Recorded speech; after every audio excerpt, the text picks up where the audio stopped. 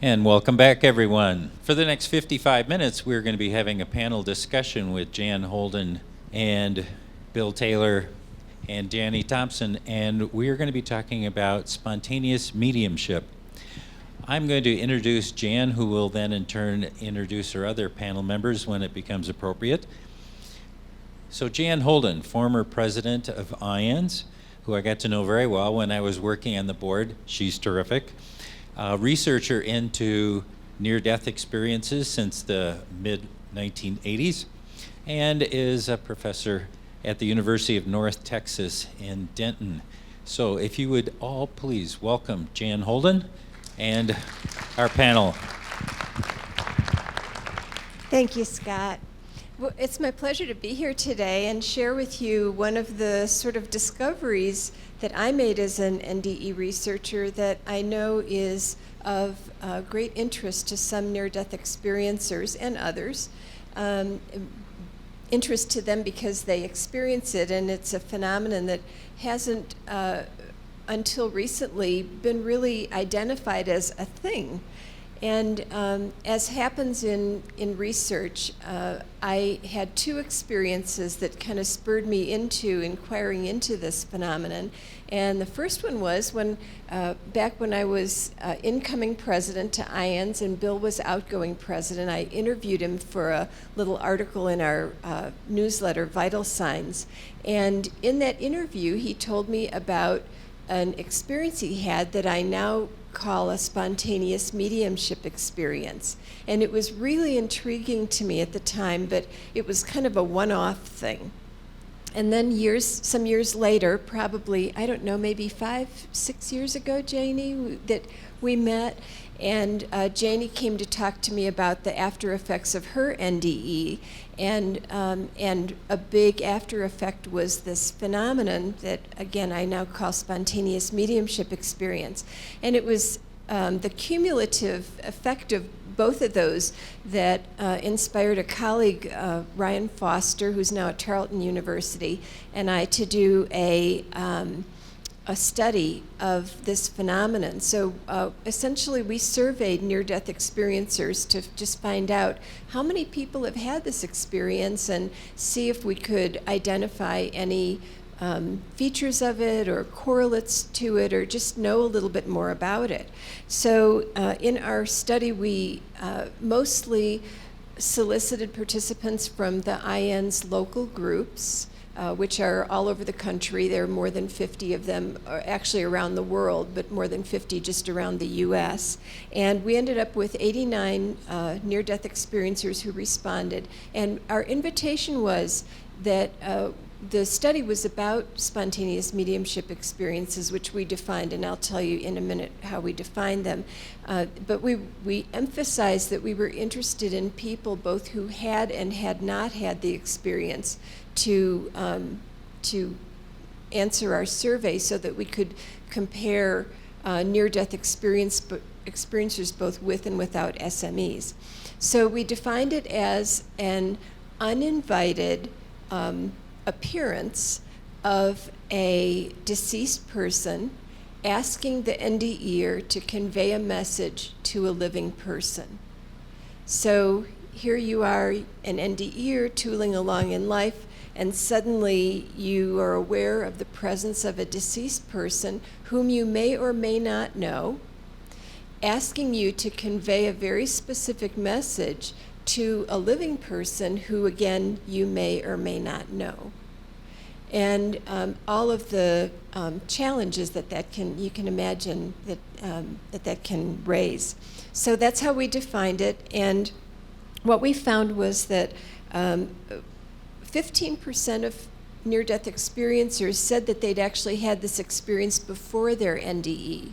So it's not that people don't ever have this experience, just out of the blue. But after their first NDE, 53% of people said that they experienced it. So the NDE absolutely opens the doors of perception for this phenomenon to occur. 51% had less than 5 of these. 32% had more than 20 of them. And we had one participant who said, I've just had thousands of these. So it can happen a lot, but really about half of people only had it happen less than 5 times. And we found that the spontaneous mediumship experiencers had significantly higher NDE scale scores. So if you are familiar with near-death research, the instrument that's most widely used is the NDE scale that Bruce Grayson created, and it assesses the presence and depth of a near-death experience. And so we found that people who later had spontaneous mediumship experiences reported that their NDEs were deeper. They had more features and more intense features than people who didn't. So there's some implication there for people to know that if they had a relatively deeper NDE, they might be at higher risk, so to speak, of having a spontaneous mediumship experience. And we asked how distressing these experiences were. 30% of people said not at all, 17% said slightly, 10% said moderately, and 2% said very or extremely distressing. So for most people seem to manage them okay, but some people feel somewhat challenged by them. We asked if they'd ever sought help to deal with their spontaneous mediumship experiences. 45% said no, 28% said yes. And I know Janie in particular will probably talk about that. And we asked if they had found any helpful strategies, if they'd found at least one helpful strategy to help them manage the experiences. 62% said yes, 11% said no. So there were some people out there who were having these experiences and really feeling challenged to deal with them, not having found even one strategy to help them.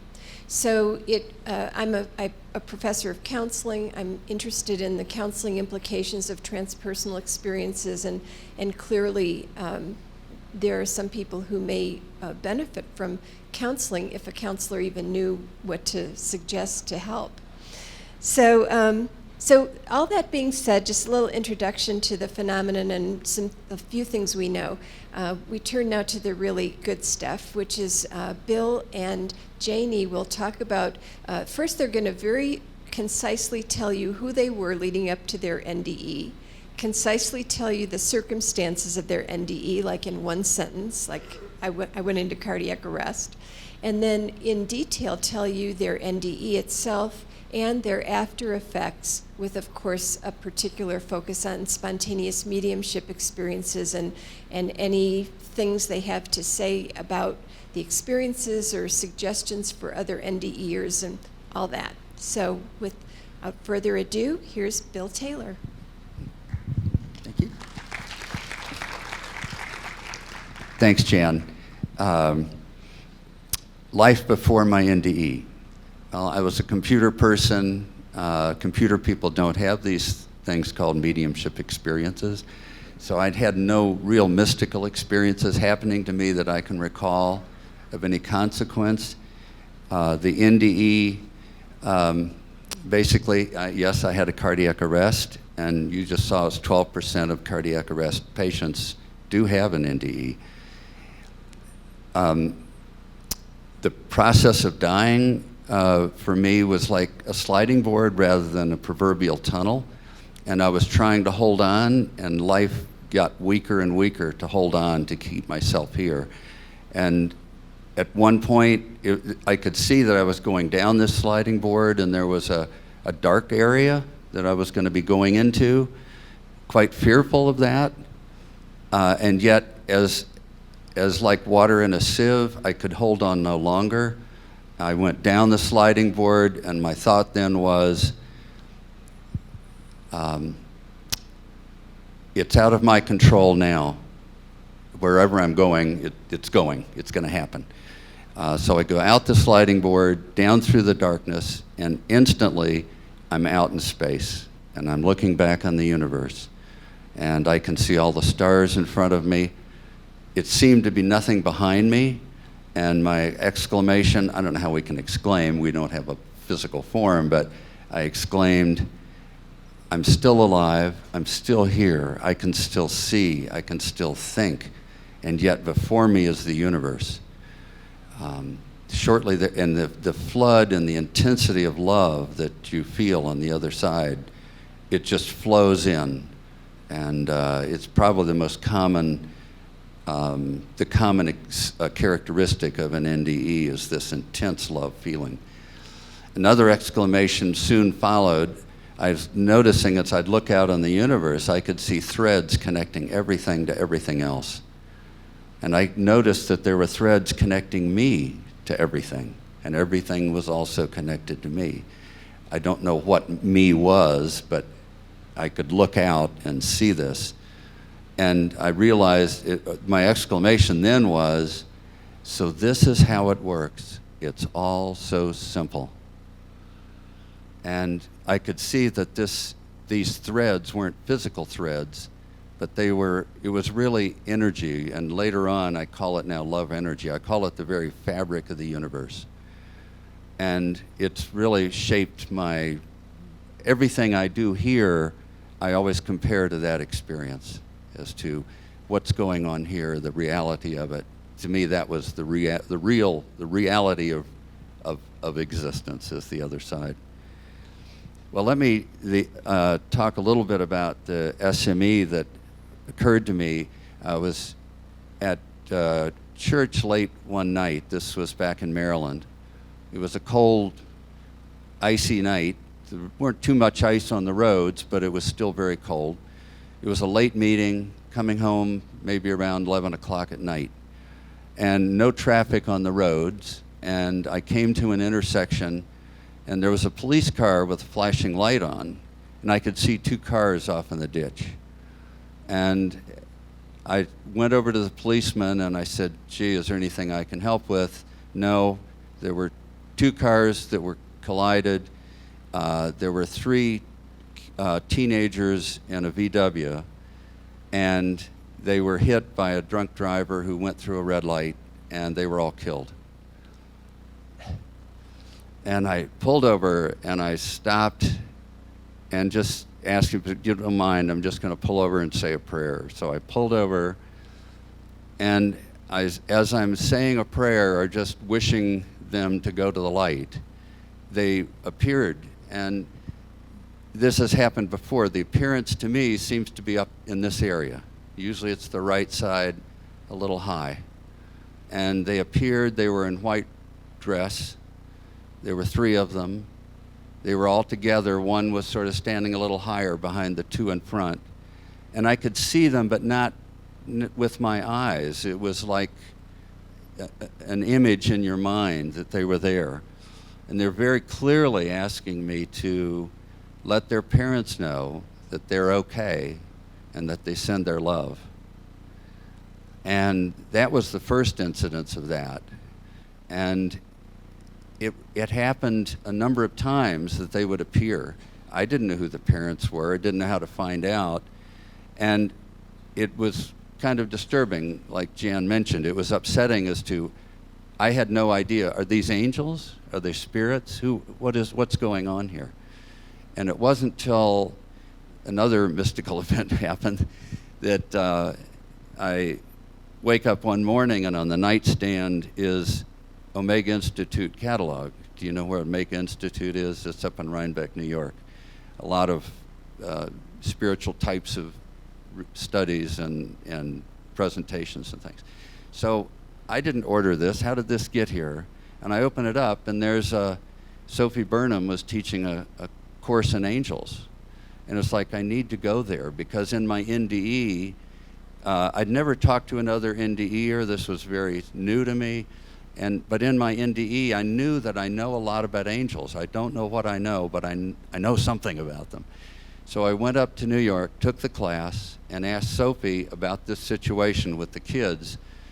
And she said, well, you've had a near-death experience, which I'd never heard of before, and we can help alleviate the situation by not making it your responsibility to do something here. We can let the angels take over. So we can ask your guardian angel to let the guardian angel of the children know, and if it's to happen, they can set it up. So that relieved a burden from me. It was just like a weight lifted off my shoulder. So I no longer was worried about it, and they didn't appear from then on. It wasn't, I don't think, that they were rejecting it, but they also understood. Because in those days, this was back in the early 90s, that, you know, the mediumship may not be something that a lot of people would want to hear. And the kids' parents, I felt that if I go up to the door and say, by the way, that this is what your kid said to me, I didn't know if I could do that. Under what authority do you have to do that? So I figured, well, it's going to have to take a while for them to get through a grieving process for this to occur anyhow. How am I doing on time?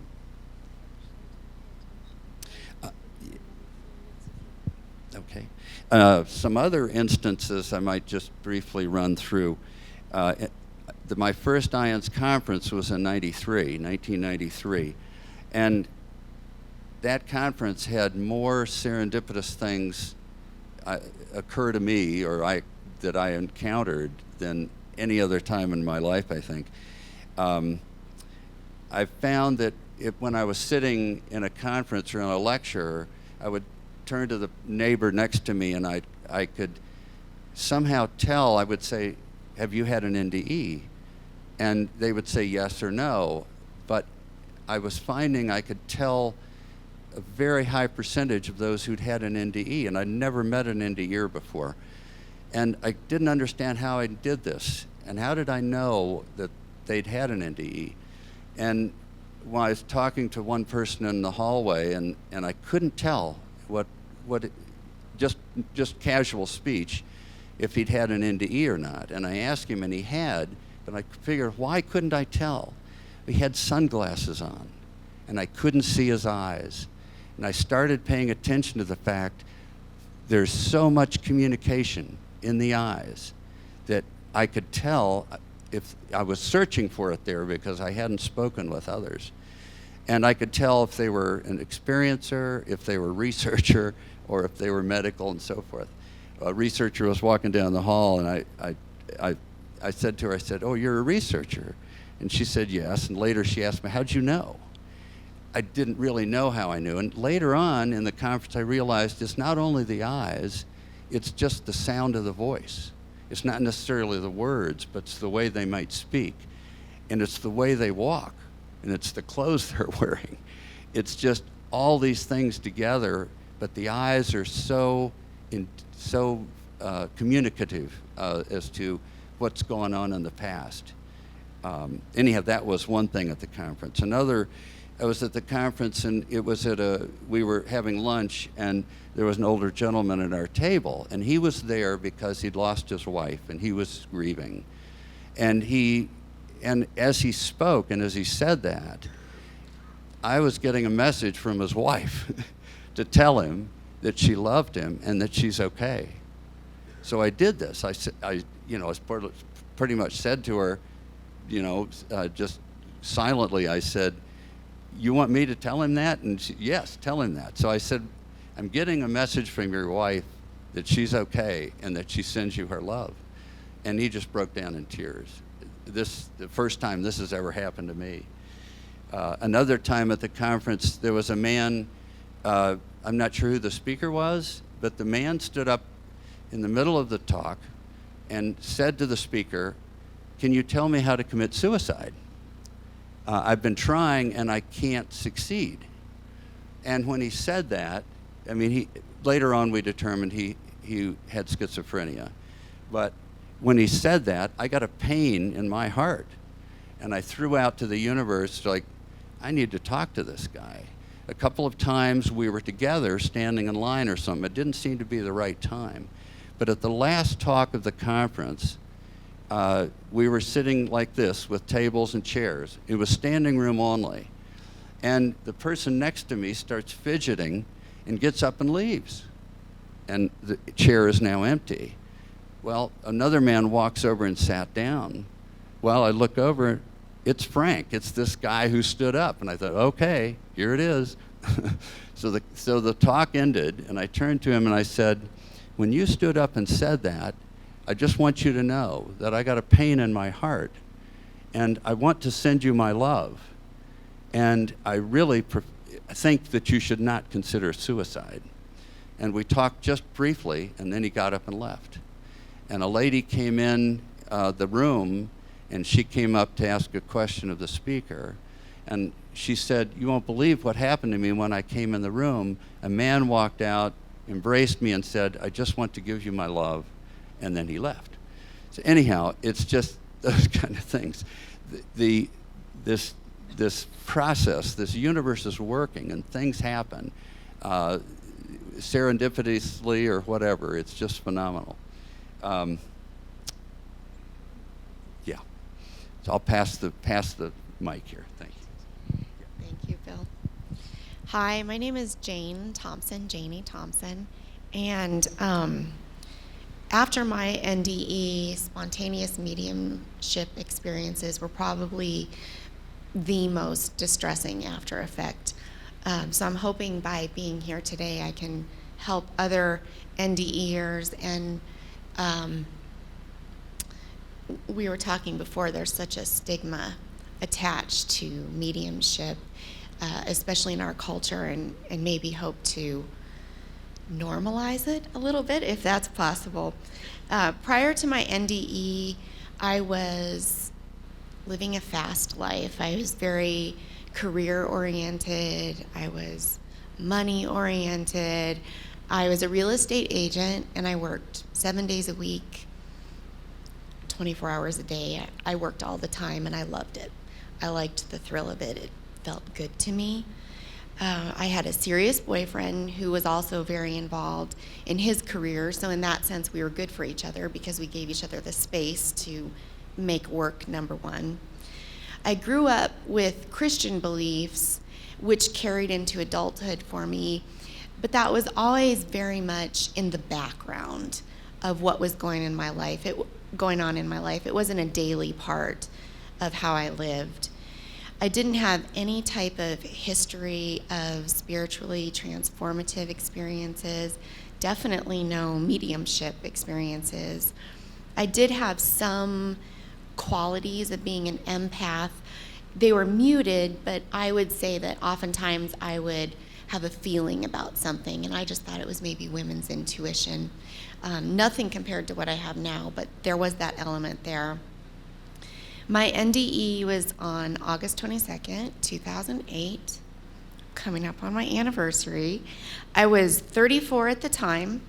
I was in the hospital. I had a kidney stone that had become lodged in my ureter, and I was very sick. I had gone into septic shock, and I had just come out of a CT scan. They didn't even know what was going on yet. I had just come out of a CT scan, and I was on the gurney waiting to be transferred to what was next, and I was burning up. I had a fever of 106, but I was also very cold. I was freezing at the same time, and I closed my eyes. The pain was so intense, and I started convulsing, and the pain was just too much. And all of a sudden, I just went very internal, and I just went inside of my body, and I almost did an internal scan of what was going on, and I observed my internal organs. I observed everything right down to a cellular level. And I thought to myself, I'm dying. Like, this is what it feels like to die. And then I immediately thought, well, that's a little dramatic, Jane. That's a bit much. But then I went right back to it, and I said, no, this is what it feels like to die. And then just like that, I was sucked out of my body, and I was up on the ceiling looking down at myself, and I was looking at my boyfriend and my mom and the doctors and nurses. I was very disoriented, so it took me a little while to get my bearings because I felt myself up here, but I saw myself down there, and it didn't make sense to me. And then a peacefulness started washing over, and I started very gently, very slowly floating backwards and up. And as I started, or the more I would float backwards, the more peaceful I became. And I was observing what looked like little balls of energy, which I now believe were souls, and they were scurrying around. Everybody seemed so busy from my perspective. And I thought, they're all just running around like a bunch of chickens with their heads cut off. And to me, it seemed so silly. It didn't make sense to me. And the further I went really into space, like Bill was saying, I still saw these balls of energy connected by a line, a thin iridescent line, which resembled a spider web. And I just hung out and took it all in for a little while, and then I felt like I got all that I needed to get, and then I turned around, and very quickly I was in a tunnel, and it was very dark, it was black. It was not scary at all. It was fun. It was fast, it was quick, and it was exhilarating, and it was almost like a roller coaster at an amusement park where it was so exhilarating you'd want to do no hands kind of a feeling. And right after the tunnel ride is what I call it, I was immediately in that bright white light, and it was almost too bright to look at first. And I got oriented to where I was, and I was then able to look at the white light, and then I suddenly felt enveloped in it, and as if I were bathing in it. And it was the love that you hear about, the unconditional love that you hear about. And I'm a mom. I have a 2-year-old little girl who I adore, and I have this huge amount of love and open heart for. And it's hard to believe that you could be loved more than that love, but it was even bigger than that. And there was, now I look back on it, and I think it's because with that kind of love, when you're in the light, all ego is stripped away. None of our human stuff is getting in the way, and it's just very pure and very peaceful and serene. And I remember feeling like the temperature was perfect. It was just the right amount of warmth. It just felt very good, and it was very replenishing. I felt like any pain that I had experienced in my life, any holes that were a part of my soul, were just being filled in and healed, and it felt wonderful. I could have stayed there forever. And I started to feel people coming in around me, specifically a female. But before I could take that in, I heard an inaudible male voice saying, "You need to go back." And I protested. I said, no, please, I don't want to go back. Let me stay. And "You need to go back," I heard again. And I kept protesting. I said, no, please let me stay, please let me stay. And then suddenly I felt as if I was pushed back into the tunnel. Very abrupt. It was a very quick ride back into my body. I remember very little of that. And I felt like I got sucked back into my body through the top of my head. And the pain was back instantly. And then blackout. I don't remember anything for quite some time. My next memory was later in that evening in pre-op.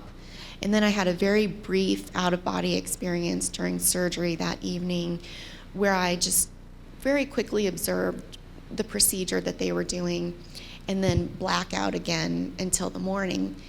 And I woke up in my hospital room, and I felt like I was in a foreign land. The people who were there and the machines and everything seemed familiar, but I felt very disconnected from all of it. I just felt like an observer of what was going on. I didn't feel a part of it, really. The spontaneous mediumship experiences started happening right away. I could feel people coming in and out of the room, But then I would open my eyes and no one was there. And I was on a lot of pain medication, and I remember thinking to myself, this Dilaudid is some crazy stuff. And I blamed it all on the pain meds. And the recovery took a long time, so I was on pain medication for a long time. Kept having the experiences, and I thought, this will all stop. This is a side effect of the drugs. Well, as soon as I no longer needed pain medication, the mediumship experiences became more frequent, and they were more vivid. And I went, okay, what's going on here? I thought either A, I'm imagining all of these things and I've officially gone crazy, or B, this is really happening, and that didn't seem like a good situation to be in either. So I didn't talk about it. I kept very quiet about it. I didn't know who I could talk to about it. And I found that the more I would go out in public, the more I was getting bombarded. And I was being kept awake at night.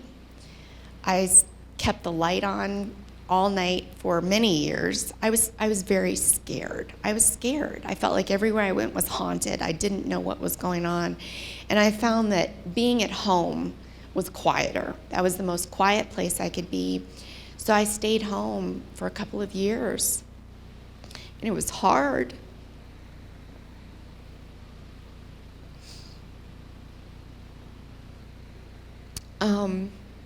And I really became a hermit. Sorry. I thought I practiced this enough where I got all the tears out. I guess not. And I wouldn't even go out for groceries. I even got groceries delivered. I just didn't want to go out into public. And I was also dealing with all of the other after effects of being an empath, and I was so aware of energies everywhere I went and the feelings and thoughts of other people. I was just very overwhelmed. I was no longer able to relate to friends, family, lots of loss of relationship. And so 2 years goes by and I went, okay, I'm in my mid-30s. I have a lot of life ahead of me. I need to figure this thing out. And so I started researching, and I got online, and I came across the IANDS website, and that was a huge help, and started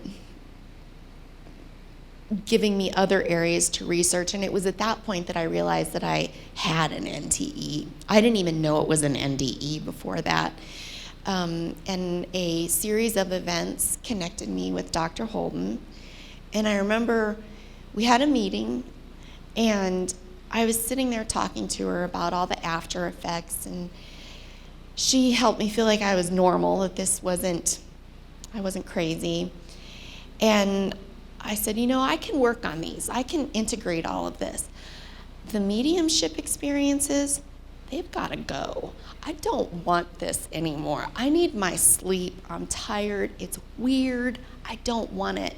And I don't know if I thought you had a magic wand or something where you could wave it and they would all stop, but I think that's what I was hoping, if only. And she got quiet for a minute. And she said, Janie, she said, have you ever heard of the phrase, what you resist persists? And then she was quiet for a little while longer. And she said, do you think it might be possible that the reason you're having these is to help other people? And that clicked. That made sense to me. And I sat with that for a while. And I started looking for other resources for how to control the frequency of the experiences. And I didn't really find a lot out there. I was eventually able to connect with another NDEr who had been having these experiences for a long time. And I just started off small with her. And I just said, first of all, please share with me how you sleep at night. How do you get a consistent 8 hours of sleep without being awakened by spirit? And in working with her on that, it opened other doors to other things, and helped me to integrate all of the after effects, really, not just the SMEs. And in learning how to control the SMEs and set boundaries, I had to practice doing it. And so I started doing readings just for friends. And I could see the healing. It was just profound healing that was occurring, not just for the friend, but also for the deceased person. And it was like nothing I had ever been a part of or witnessed. And so I started doing it more and more. And one thing led to another, and now I'm a professional medium and I do energy work. I never in a million years would have guessed that was going to happen. But that's where I am today, and I'm grateful for the mediumship experiences, but it was really hard. It was really hard for a long time, but I got through it, and now I just feel like it's such an important role to be here to spread that love and bring as much of that light and healing to the planet as we possibly can.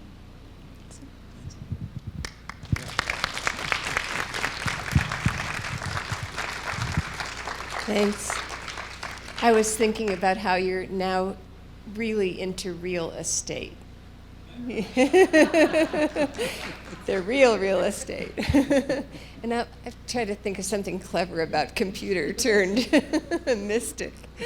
So we have, I should say that I'm not going to go into detail, but it's interesting to me how I always, when I get in this topic, I always block out that I had a spontaneous mediumship experience myself during an episode of induced after-death communication, in which my uncle appeared, showed me an hourglass, wanted me to contact my aunt, and I'm telling you this very long story, very short. I did contact her, told her the story, said, I have no clue what this is. She knew exactly what it was.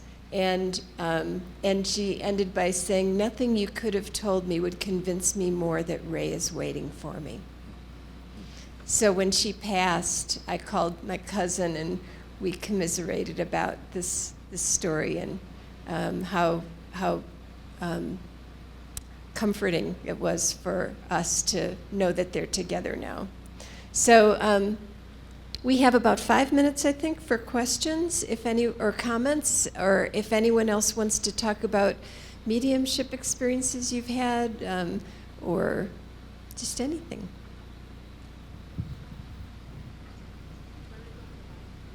Yes, the mic is over here, right. Oh, we go to 11. We've got plenty of time. Great. Okay. Hi. Janie, thank you so much. You just told my story, so I'm holding back all kinds of tears. What are some of the things that you've done to help you befriend the mediumship instead of be like this with it? That took some time. Getting grounded was a very big piece of it for me. Once I felt, and this isn't just with the mediumship experiences, it's after you've had an NDE, you're out here, yet you're still down here, and it was trying to bring those two worlds together. So in working towards bringing those worlds together, that helped me befriend it more and understand and embrace it more. And grounding was key for that. Setting boundaries with spirit was key for that because I was getting so overwhelmed. I felt like I was just getting run over all the time.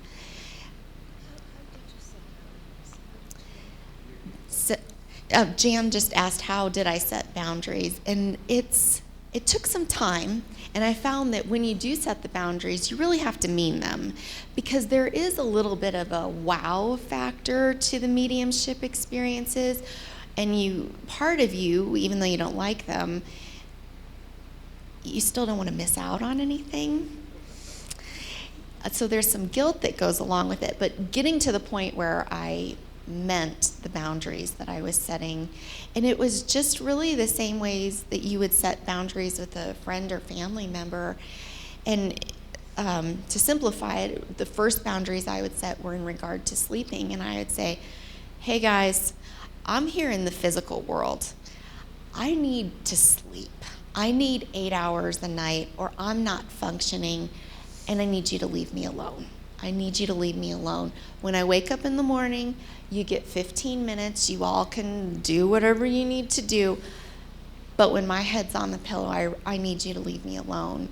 And that didn't happen instantly, but with practice, it stuck. And I do still sometimes wake up at night, but it's infrequent now. So having that helped me befriend it more, because I wasn't sleep deprived anymore. And I felt like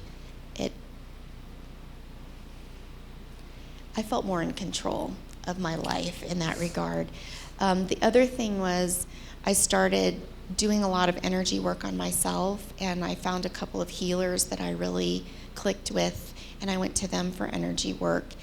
Keeping myself clear was key, because the higher my vibration was and the better state that I was in, the more I was in a place of love and joy, kind of kept the riffraff out, for lack of a better way of saying it, and it just kept it more loving and more healing focused and centered when I would have these mediumship experiences.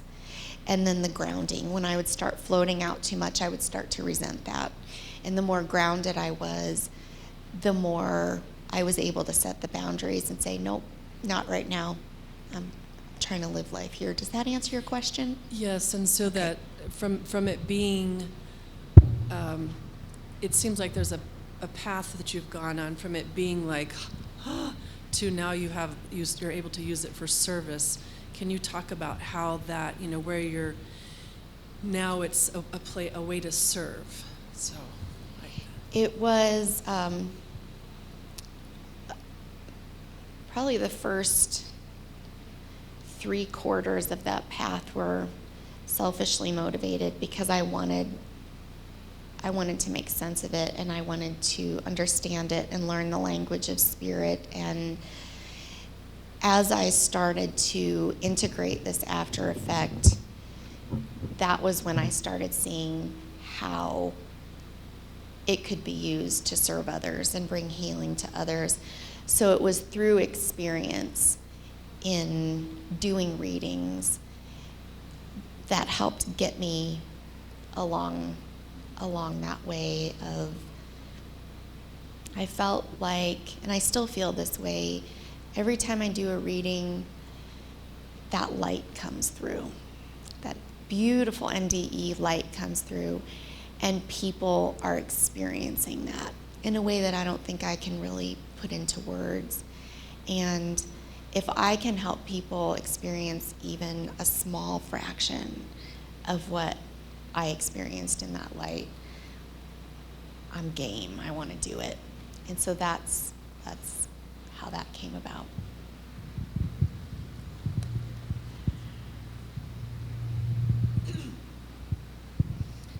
Just as a follow-up on that, I lead the Tulsa, Oklahoma IANDS group, and one of the people in our group said she has to set boundaries.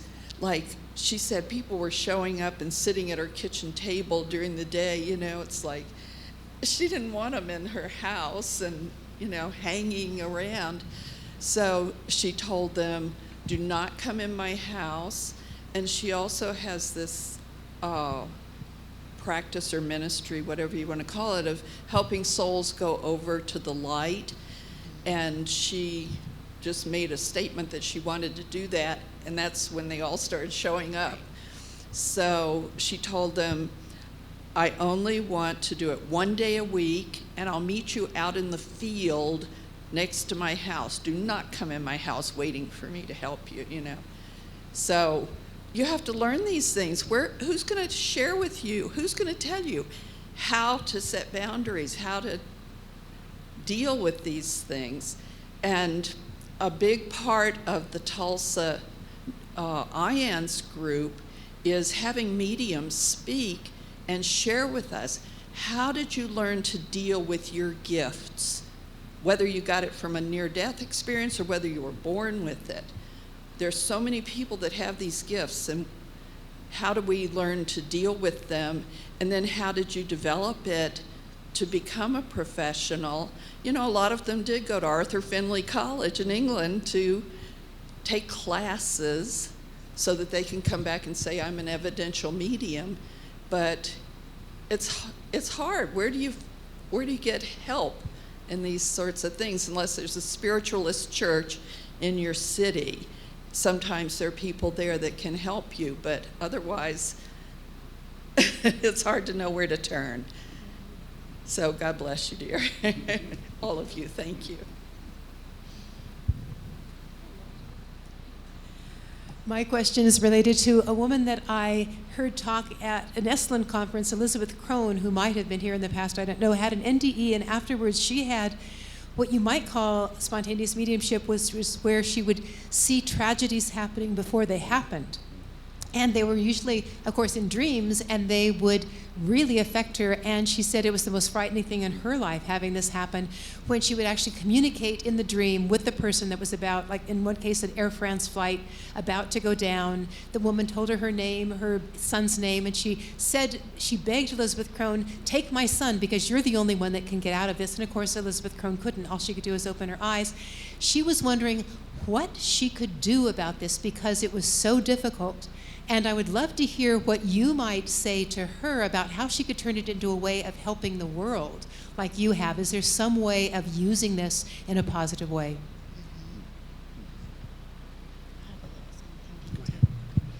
I had a similar experience happen, and it continues to happen, where I'll know things, tragic things are going to happen before they do.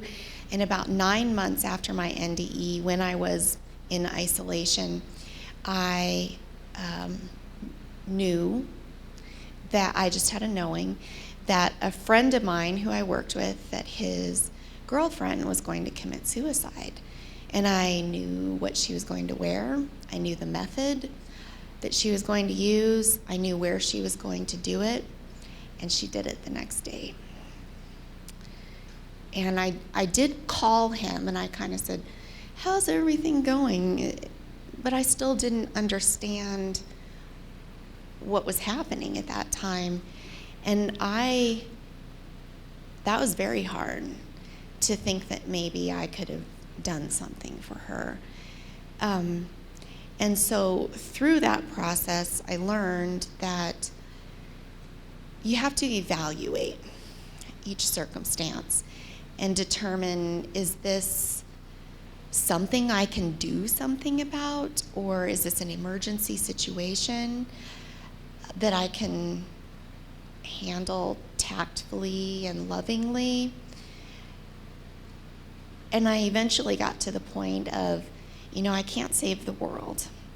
And when I start having these knowings of something that may or may not happen, I pray a lot. And I send love, and I send that light to that situation, and I don't judge it, and I don't try to make sense of it. If I'm connected to the situation, I will try to, if it seems appropriate, feel around for what's going on. But really, at the end, it's just prayer and sending out love. And if something is supposed to happen, if I'm supposed to get involved, like you had talked about, looking for that opening and knowing, having faith that if an opening is supposed to occur, that it will. I could say just a little, I guess in the years since my NDE, I've been trying to answer some questions, and one of the questions is, who are we? And when I was out there, I saw that I was just pure love. That's all I was. And from that, I just say, as we're here, we're just pure love. I call it at our core. And at our core, we've got a limitless supply of love. You can't give it away. You can just give it. It's not an economic model of love. And also I learned that whatever happens here is okay. There's no right or wrong. There's no good or bad at our core.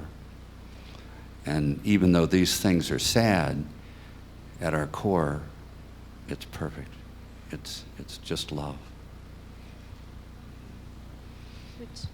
Which I think is what you were saying when you said, I try not to judge. That knowing that ultimately everything is as it should be, yeah. So, so how did you handle the relationship with family and friends when you made this abrupt change from computer geek and real estate agent to medium? Well, just briefly, I remember it was at the Thanksgiving table, I announced I was going up to this angels class, and mouths dropped open. What? What class? It's not a computer class? And yet, it's very hard for family. It's very difficult for them to accept what's gone on. It's much easier to talk to strangers. So my sister, for I don't know about this day, but most of the time she'd say, I remain skeptical. My brothers come around pretty well, but I don't know if they're watching, but anyhow. She's much more understanding now, so. I lost a lot of friends. We just didn't relate anymore. And that was before the mediumship experiences even came up. Just a lot of the activities that we used to do together didn't appeal to me anymore. So I lost a lot of friends. Family members, there are a couple who are very open and interested and willing to listen. The majority, though, they still have a hard time with it. And that's the journey that we're on. And so I don't push it. I know who to talk to and who not to talk to. I don't hide it anymore, which is a good feeling. But there is a feeling of isolation that definitely goes along with it. But I've made some new friends, and that has been beautiful and wonderful and a blessing. I have what might be our final question.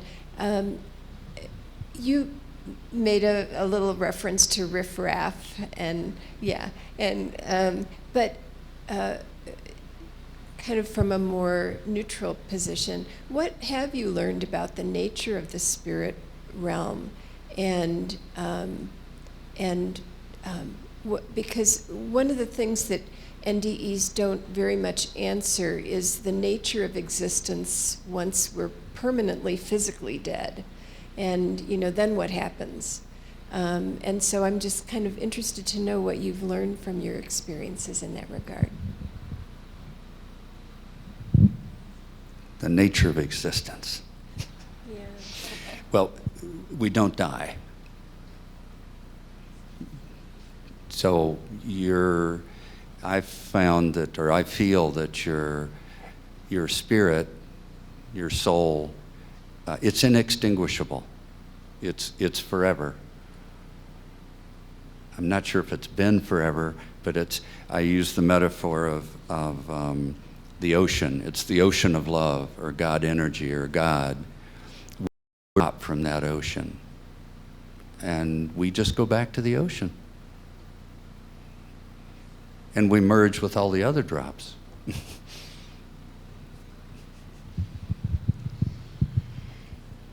It's, we don't die, and we're just everywhere. We're not in one place. We're just everywhere, all at the same time. And in a place of love and in a place of healing. And in regard to the riffraff, I should clarify that when I would have the more frightening mediumship experiences, those were typically souls who were caught in between worlds and hadn't passed over yet. And there was a sense of desperation oftentimes that would go along with that. And those were the ones that would scare me until I understood it and knew what to do about it. But my experience with all the souls who are in the light and who have passed over is their perspective is just so much different than ours. It's a 360-degree perspective, and it's just love. That's what it is. It's just love. And that's a great note to end on.